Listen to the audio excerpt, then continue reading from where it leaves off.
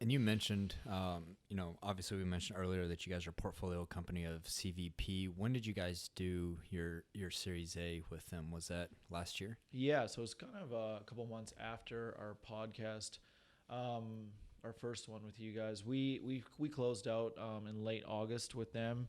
I had met them probably a year or so earlier, and at the rice deal, I think it was, and they've been awesome to work with.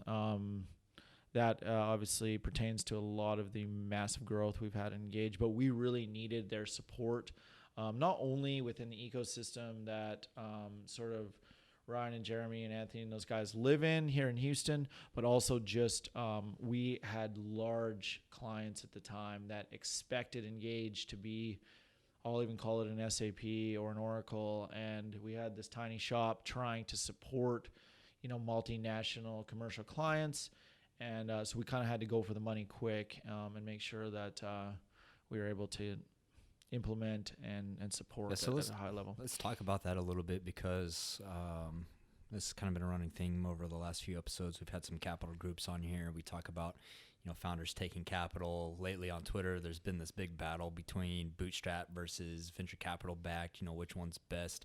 So you guys, before you took your Series A from Cottonwood, were you guys already commercialized? It sounded like you already had some clients running Yeah. with you. We were commercial for sure.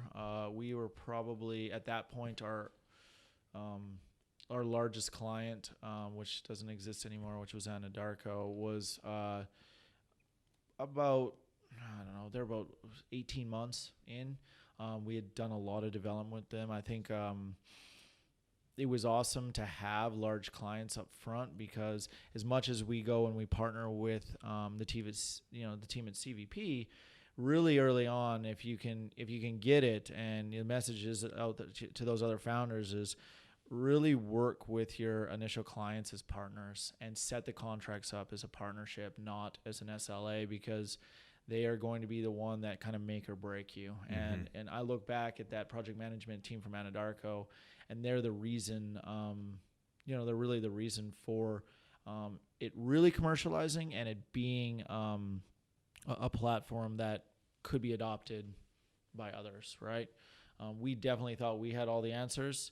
Your clients have all the answers, right? I mean, Yeah. they know better than you, and really creating that early on is super important.